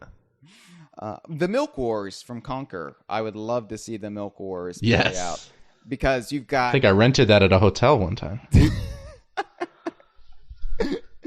Not to be confused with the Blue Milk Wars, which is the Star Wars porn parody. Or the Tip Top Suite. Let's see how that happened. Oh no, let's not. But with the Milk Wars, you could see not only the whole backstory. We could finally figure out what's up with the Weasel King and how he relates to Cripple Spath. What's up with the Weasel King? I just want to know what happened in the Milk Wars. I mean, people act like he doesn't exist. He said, I've never heard of him. He's a legend, but he's the king. Did you know there are vampires in the Milk Wars? Were there really? Count Batula's a vampire and he fought in the Milk Wars. I have no idea what to say about this. No idea. I think those are my big ones. I'm sure if I really thought about it, I could get very, very, implicit. Maybe where Tootie was during Banjo-Tooie, her Minecraft adventures. Yeah, right. The young Swanky story. Yeah, I don't know. I mean, I'm a big enough nerd. I could sit here all night and give you examples. The young Swanky story would be like Paper Moon or The Grifters. It's like this classic con man, Matchstick Men. Mm-hmm. It's about how he was taken under the wing of some other ape who was a con man and taught the ways. I think there's fertile ground. The problem is that Nintendo doesn't care about any of this. Rare might care in just, wouldn't that be a funny idea? But I think given that the nature of development at Rare has changed, it would have to be... That'd be a funny idea, blokes. Why don't you send us a postcard with that on it? And that's about it. It would have to be a pretty small scale game, I think, they're more looking to make an impact with things like Sea of Thieves. Sure. So I'd like to see sort of a Confessions of a Dangerous Mind style Mr. Pants movie about his adventures in espionage and breaking into show business. Yeah, this whole time he's actually worked for MI6. Yeah. Yeah, there's a lot of things I would like to see, and that's the problem. That's one of the biggest problems with having the Donkey Kong universe be much less celebrated than, say, Star Wars is. You think? We're not going to have the opportunity to have any of these games made. Our best hope is to... Oh, wait. No, I know the perfect one. Okay. What we need a prequel to makes the most sense. Star Wars. We need a Jet Force Gemini prequel about the two guys, the two tribals, and their when they used to be friends. Yeah, but that's not Donkey Kong universe, Nick. I know, but it is to me. Okay, fine. Whatever you say. Mr. Pants is in it. Yeah, but that predates his... Okay, never mind. All right. Let's move on, okay? Okay. Let's talk about some other comparisons. So, if the original Donkey Kong Country trilogy kind of squares away tonally to the Star Wars trilogy, what about what comes after? And, you look at it, and Donkey Kong 64 kind of is the prequel trilogy of Donkey Kong. Not when it takes place, but full of great things, but full of bad things. Yeah, we really wanted to like it. It was something we had seemingly waited years for, but ultimately it was just silly and poorly made. And there are great ideas in there, but you have to slog through a bunch of shit to get to them. Yeah. And Rodney the Hare is Jar Jar. And the thing is, younger gamers, they love Donkey Kong 64. I recognize sure. Younger Younger people fans, like the prequels. Right. So we would never disown Donkey Kong 64 here at DK Vine. We like Donkey Kong 64 for what it is. We've made our peace with it. By the way, part of the reason I tend to be a little lighter on the prequel bashing, especially Phantom Menace, is all the EU during that period was pretty cool too, in my opinion. Not as cool, but we got like the 2D animated Clone Wars cartoon was really neat. There were some video games that weren't half bad from the prequel era. So, just like that, Donkey Kong 64 spin-offs like the Lunchables line and the Dr. Pepper, I kind of enjoyed all that. I did enjoy the Donkey Kong 64 Dr. Pepper, I have to admit. But, Donkey Kong 64 was also made by Rare, or made by mostly the DKC3 team at Rare. So it's like this team, this group of people that you thought could only make brilliant masterpieces. Like George Lucas, he made Return of the Jedi. Sure, it's not perfect, but it's my favorite. Let's see what he makes next. Yeah. I've heard people compare Jungle Beat to the prequels, but that's really a different scenario. I would say Jungle Beat is the animated Clone Wars movie. Well, no, because George Lucas still had his fat fingers in that. Well, then Donkey Konga is the holiday special. I don't know. I would say Jungle Beat would probably be the latter-day expanded universe, in that George Lucas didn't really have any role in it. Okay. I'm talking about like the novels that came out near the end of the original EU, where things just went off the rails completely. And like they progressed something like 40 years into the future, and Han and Leia's son fell to the dark side, which I realize happens in The Force Awakens too, but then he kills Luke's wife, Mara Jade, and the Han and Leia's youngest son, Anakin Solo, dies, and it's just relentless in how bleak it gets, and there's no happy ending for the characters. And what is Shadows of the Empire, like the Payon games? Shadows of the Empire, the closest we have to Shadows of the Empire, I guess, would be Grunny's Revenge with Banjo, because it's the story of what happens in between, and I love it for what it is, and I'll always love it. And it's also filled with over sexualized stuff that probably doesn't fit within the greater universe. So is Conker's Pocket Tales Ewok Adventures? I think what would Conker's Pocket Tales is the Star Wars cartoon where Boba Fett was introduced? That would be the holiday special.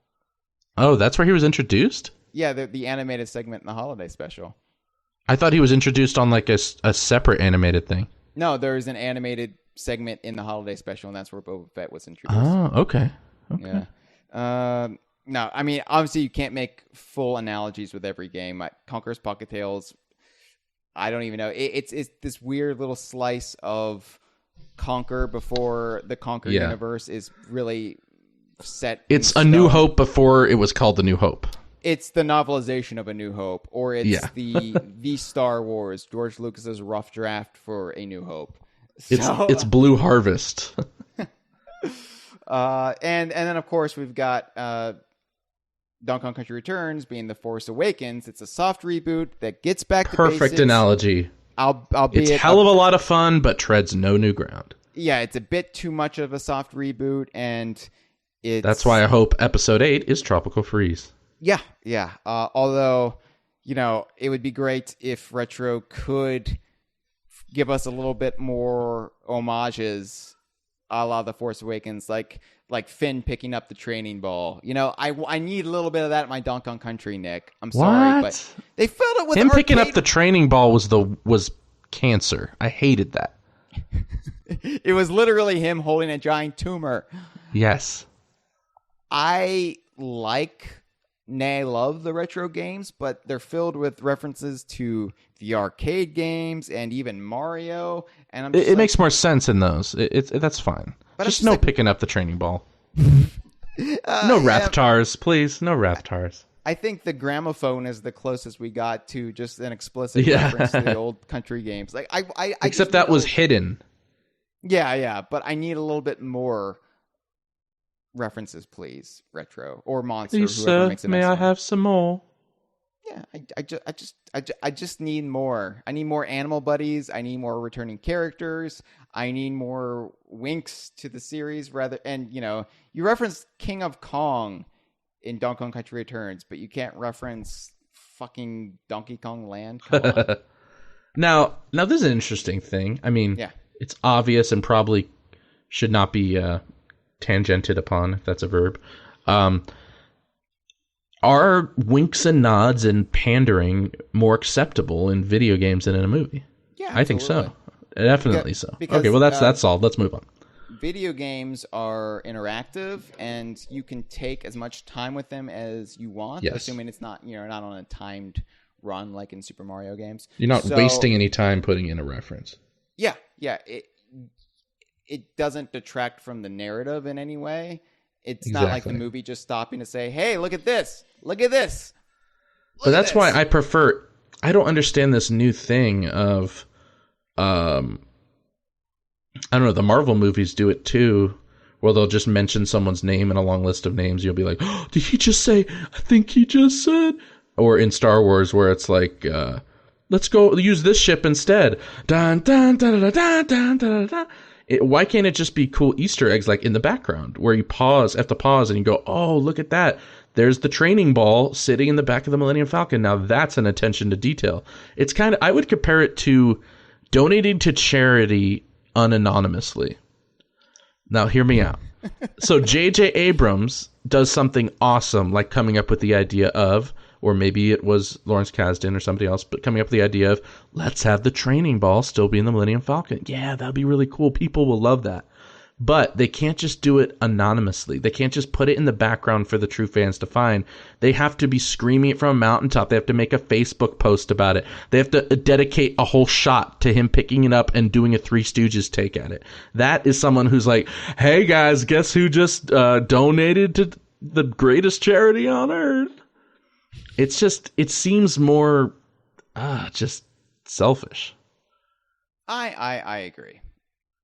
It doesn't bother me as much as it bothers you, but I agree. Although the Millennium Falcon reveal was kind of necessary in The Force Awakens because it actually is a big part of the plot. And did the music cue have to happen?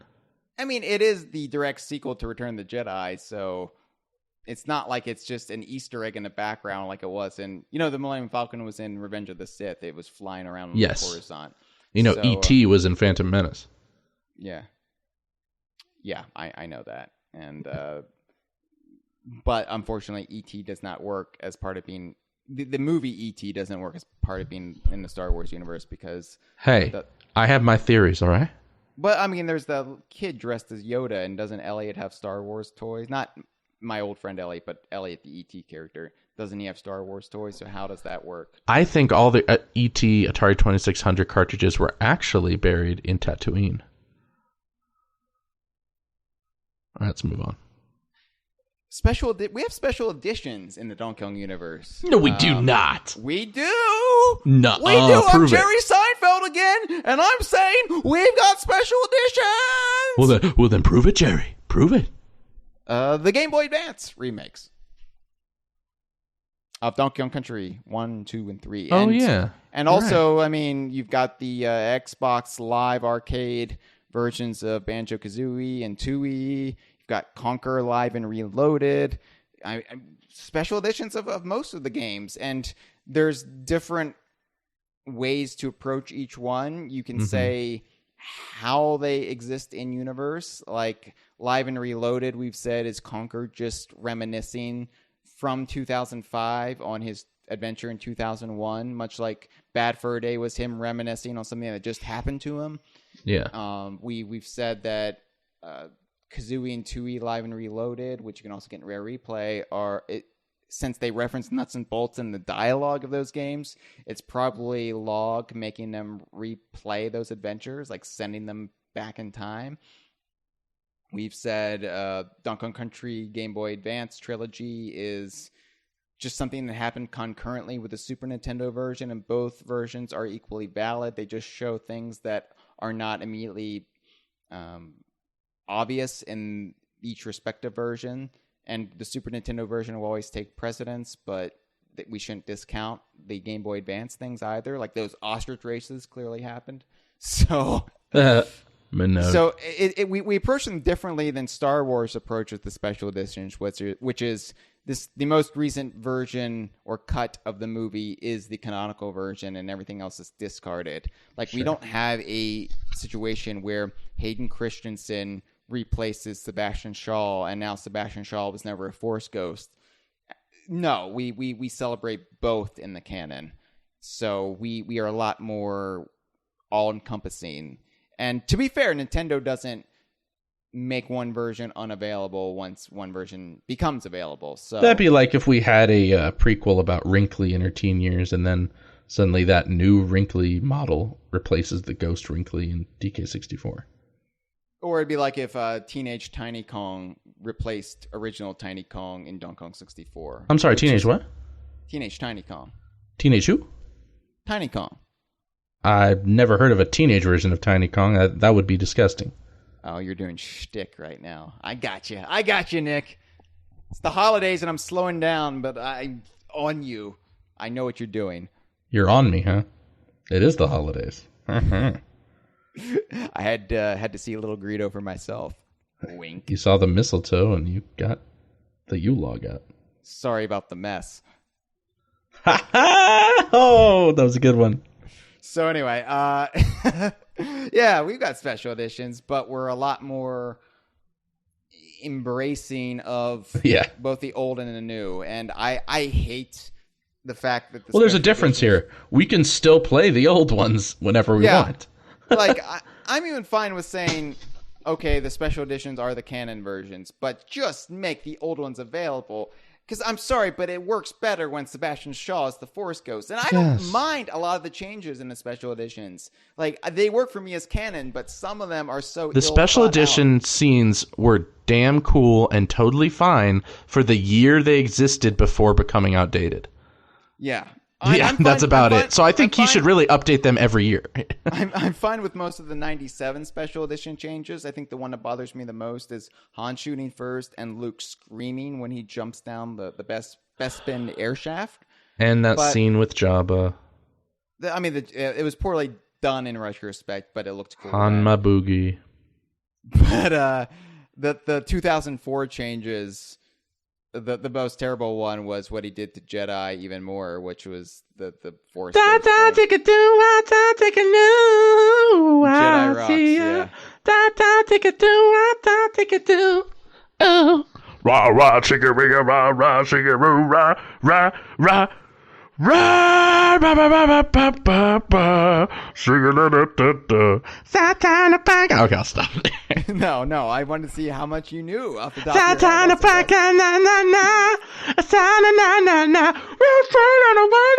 Wow. The end. I do like the new ending of Return of the Jedi. 97 new ending, not the Hayden Christensen version, but I liked the new John Williams song. I liked how much more reflective it was, and how they added Coruscant in there. And I'm just glad that in A New Hope, in the Mos Eisley, they didn't change the music, because you know me, if there's one thing I can always say, it's that I love jizz. Sorry about the mess. So, look it up, folks. That's really what the music's called. Yeah, look it up, kids. At least in the Legends universe, it was called Jizz. Oh, God. Probably something they're going to change. Somebody's grandma was on the writing team. Let's call it like jazz, but change it to jizz. I'm sorry, what did you say? Jizz. Nobody tell her, okay? Nobody tell her. We're going with that. It's like space jazz.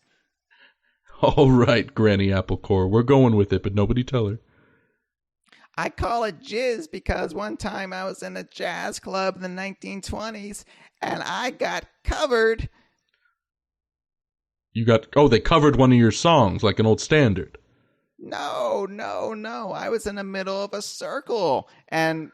A circle jerk? So we should probably move on. Yeah. But yeah, the guy in the Jabba band who goes, rah, rah, zigga, rigga, rah. You know his name? I don't know his name. Joe Yowza. That's terrible. It had to be mentioned. I mean, that's not... I think the worst Star Wars character name is from Attack of the Clones. It was something like Sleaze Bagano.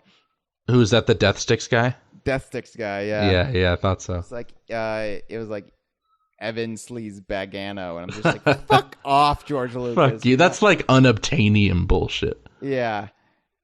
Anyway, it's like I remember in the Clone Wars movie, which I've only made it through 20 minutes of before I shut it off out of frustration. I thought you were going to say, which I've only made it through 20 times. They have a planet called like Christophus, and I'm just like, did some little kid named Christopher win a contest or something? What the fuck? Did Christopher Lee die yet, or they were just eulogizing? No. Anyway. Was that the planet with the little hut that burps at one point or farts or something? I saw that in the trailer and was like, I'm not seeing this. Yeah. Jabba the Hutt has a son in that movie, and oh god, this is why I'm not upset. George Lucas has no control over Star Wars anymore.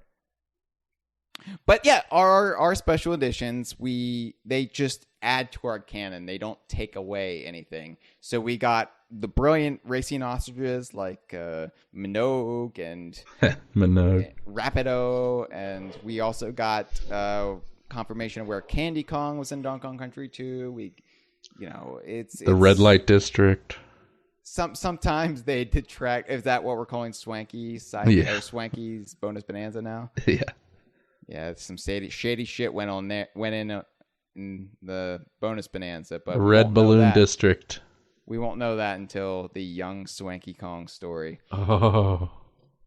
So yeah, I'm appreciative of what our special editions add to the canon, even if they do sometimes detract. Like the ending of Donkey Kong Country 2 Game Boy Advance is a pale imitation to the ending of the original game, but the original game, we still have that, and we can, it's not like that's decanonized.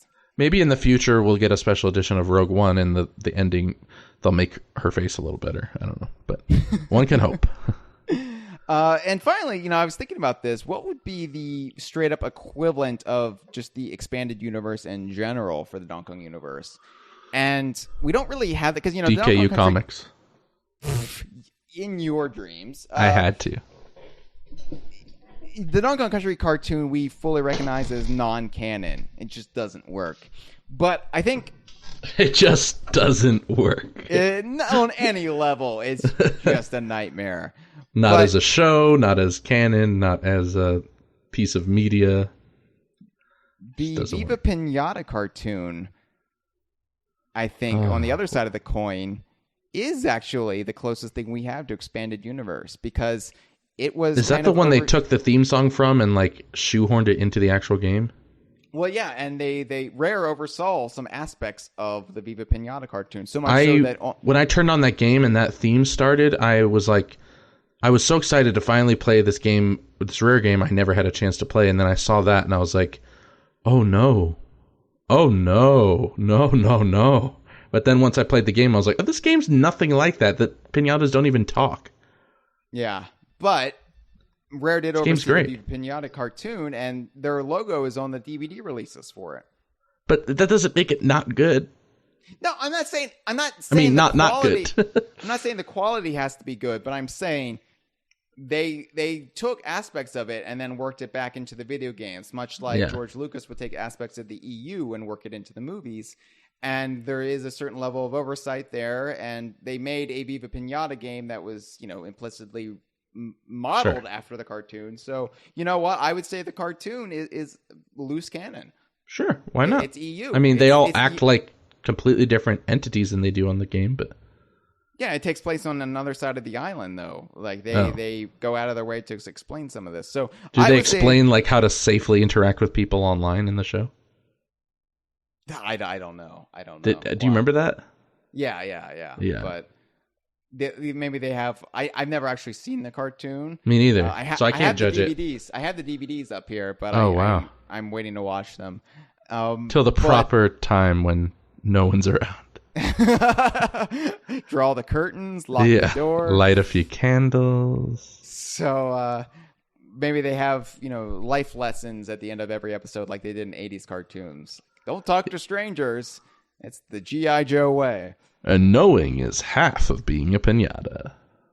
All right. Well, we have another call to take, and then we'll wrap this up by listing the actual references to Star Wars in the Donkey Kong universe. Next caller, you're our only hope.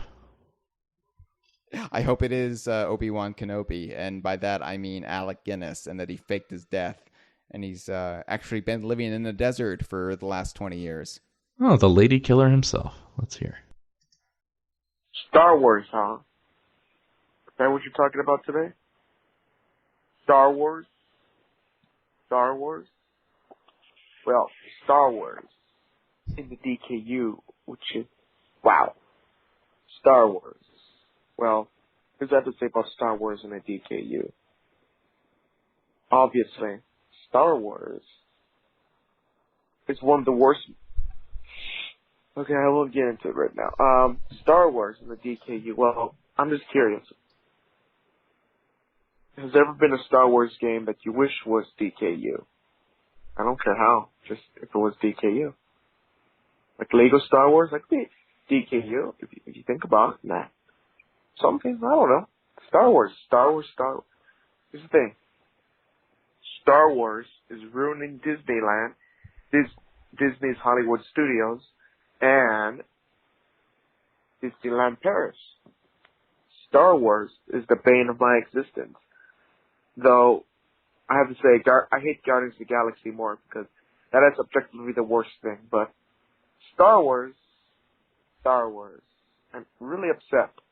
I'm not showing in my voice, but I'm really upset about Star Wars. So, yeah. What if Nintendo bought Star Wars? That was my question. What if Nintendo bought Star Wars? And what if, like, to say, you know what, we're going to stop making Donkey Kong, Mario, Zelda. We're just going to make Star Wars movies. We're just going to stop making video games. We're just going to make Star Wars everything. How would you feel? How would you feel? That's because that's how I feel.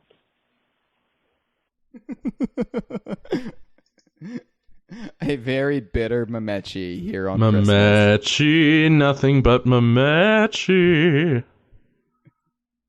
Oh, I'm sorry, Mamechi. Mamechi, the resident Disneyland fan who feels slighted because Star Wars has taken over his beloved park. There can be a shitty Star Wars ride, and that doesn't mean Star Wars sucks, Mamechi.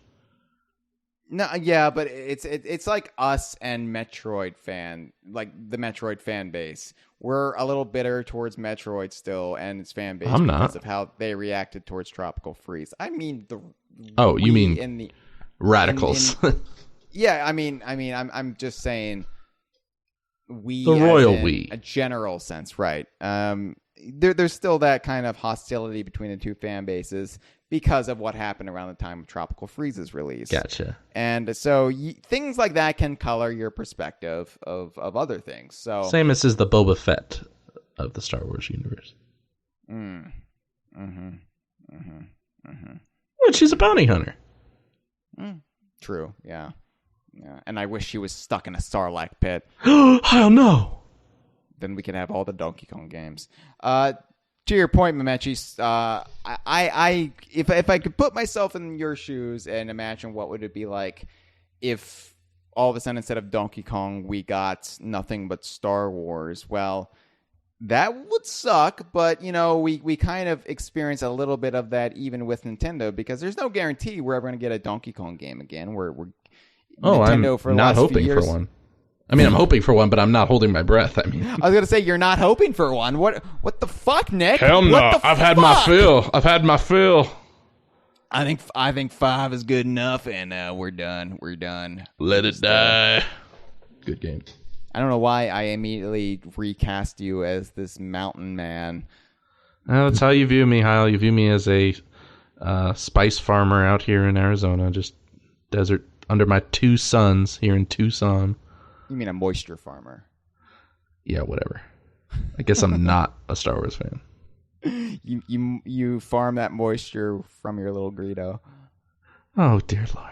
It's always the semen. It's always the semen with us. I don't know why. I don't know why. And it's not even a Sea of Thieves episode. Mamech. That's what I'm calling you, Mamech. I can see that perspective, but like I said, Nintendo is already kind of depriving us Donkey Kong because we're getting nothing but Mario. Nothing but Mario and Zelda and Fire Emblem. And I am bitter. I'm just as bitter as you. You sound like me the first half of this episode. Which I'm sure people will complain about. I'm sorry for ranting about Force Awakens. Luckily, Nintendo doesn't have nearly as much money as Disney has, and if anything, Disney will just buy Nintendo in the end. And then not only will we lose Super Nintendo World and then we'll have 2 Mickey Mouses. Hoo-hoo! Ho-ho! Ho-ho! It's a me! Yeah, and then, Disney will just... basically, your favorite analogies will be complete then, because we'll have Mickey Mouse and Mario, and then Donald Duck and Donkey Kong will be kind of just struggling to get attention. And at best, we'll get a new Donkey Kong thing every decade or so, but he'll mostly just be relegated to appearances with Mickey Mouse. And I am with them on Guardians of the Galaxy, though. I fully enjoyed that first movie. In fact, I was surprised how much I liked it, but I'm getting kind of sick of it. Come on. How are you getting sick of it? There hasn't even been a second movie yet. Maybe I'm just a prick, but when that trailer comes on and people are laughing when people aren't even saying things, they just appear and it's laughter. It's like, you guys, come on. I love the new trailer because it has Fox on the Run in it by Sweet, and that's a song that does not get enough radio airplay. Fox on the Run, Fox on the Run. Yeah, that's a good song. Great by song, Our yeah. Wings. By Our Wings. Right. Yeah. How has that song never been used to promote Star Fox though? I don't know. Let's start Our Wings, our band. Could you imagine? That would have been a kick-ass trailer for Star Fox Zero if it was Fox on the Run. But no, instead they just did that weird reveal where Miyamoto's walking and he's like, this building temple reminds me of it looks like the number 0. The calligraphy reminded me of a shit I took once, so I made the game resemble it too. No, I'm just kidding. I'm an apologist for that game. Yeah, well, I feel like that was just the weakest reveal at E3 2015. It was just the limpest way to introduce your new Star Fox game. It's like, you need something bombastic, man. You need something like kick-ass to get people's attention. Kubrin says he would have loved to have heard Foxhole by the band Television, and I agree. I think Adventure is better than Marquee Moon. I said it. You're a man of controversy. Yeah. All right, well, let's get to the Star Wars references in the Donkey Kong universe, and they do exist, and we'll go with the obvious ones first. The ones that everybody knows. Treetop Town in Donkey Kong Country is obviously inspired by the Ewok Village. Mm-hmm. And, that game is all, inspired by a lot of Harrison Ford properties. You've got the mine carts from Temple of Doom. You've got the Ewok Village. Diddy Kong is essentially Short Round. Candy Kong is actually a secret Nazi who tries to steal the Holy Grail and eventually falls into a pit in the end of the game. Sounds about right. Yeah, that's if you beat the Lost World and see the true ending of the game. Truer than true. The trench run from the end of A New Hope is homaged in Spaceport Alpha and Diddy Kong Racing. Oh, yeah. considering Diddy Kong Racing came out the year I got into Star Wars, that was a very cool moment to beat Diddy Kong and suddenly realize you're in the fucking trench of the Death Star, or what looks like the trench of the Death Star. So it was a nice reference. Very nice. Moving into the cameo games real quick, this is an obvious one. The beam sword is a lightsaber, or it's as close as they can get to a lightsaber without it being a lightsaber. And much less lethal than a lightsaber, though, considering it's just kind of like beating somebody with a lighted stick. I mean, I would like to see, characters get their limbs amputated in Smash Brothers. It would make the whole anime swordsman trope a lot more cathartic if you could, remove their pretty boy heads. Metal Gear Rising Revengeance. Something a little bit more obscure. No, I'm sure that was very clever, Nick. I'm sure that was very clever. It wasn't. It was just a name of a game and that you could cut people up in. Oh, okay. Then I take it back. You're a hack fraud, just like me. This is something a lot of people might have missed, but in Conqueror's Bad Fur Day, when the vault of the Federal Reserve Bank shoots into space, the Panther King sitting on his throne, and he's in front of a window that very much looks like the window from Return of the Jedi on the second Death Star that the Emperor is sitting in front of. This is true. I didn't make this up. So that was a nice little bit. Although, it's funny because Star Wars nerds who have been Star Wars nerds for a long time know that the Emperor wasn't originally the Emperor. He wasn't originally a Sith Lord. Before he appeared at the time of A New Hope, the idea George Lucas had was that the Emperor was kind of this hapless bureaucrat who rose to a level of power above his capability, and it was basically the evil of the Empire was his underlings and the people who are whispering into his ear, making him make bad decisions. So really, I mean, the Panther King is almost the original conception of Emperor Palpatine. He's not the true villain of Conqueror's Bad Fur Day. He's more of this hapless guy who's stuck. He just wants a table for his blue milk. He does. And really, the cackling bad guy of Bad Fur Day, the Emperor Palpatine, is actually the Professor, Cripple Spack. Exactly. Grabbed by the Ghoulies has a Star Wars reference because Baron von Ghoul does the whole "I'm your father" routine, which wasn't that funny considering by 2003 it was already old. Austin Powers did a parody of it, and it had been homaged like in so many things from 1980 onward, and it was like, okay, well, I guess that's cute, rare. I guess that's cute. One of the rare misfires in that game, which is utterly hilarious in almost every respect. Jolly Roger in Nuts and Bolts is dressed like a golden robot in the Terrarium of Terror. Because, that game, all the characters are essentially in each world, they're playing roles. It's one of the things that takes me out of Nuts and Bolts still. I will defend Nuts and Bolts now, but I still think the whole, all the characters are going to be play acting in each world is what makes everything outside of Showdown Town feel inauthentic. Sure. And it just makes it feel like there's so little consequence to anything going on. Now that we have Rare back and we're getting Ukulele and everything, it's easier, though, to approach that game and think, yes, it's way different. Yes, it's not what I wanted, but that's what makes it unique.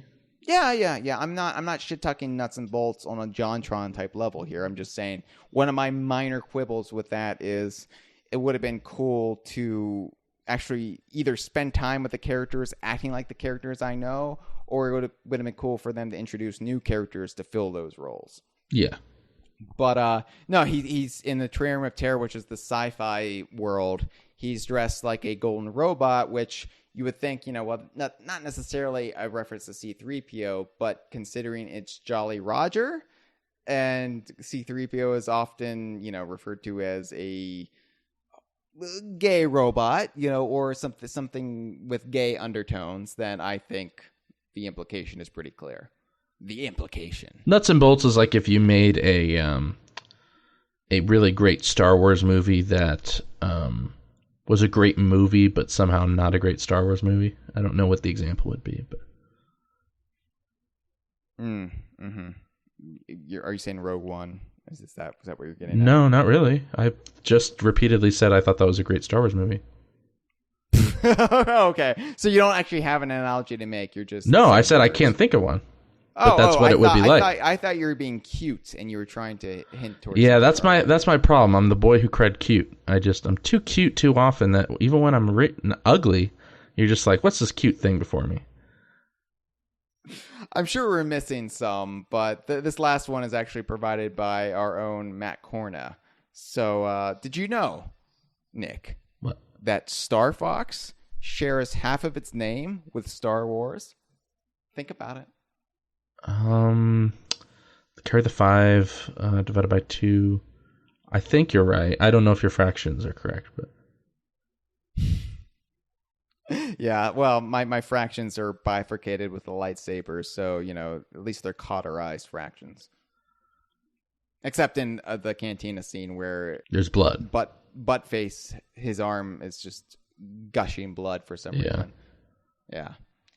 So, that takes us to the end of the episode, Nick. Star Wars and the DKU. They're not very similar at all, it turns out. Good night, folks.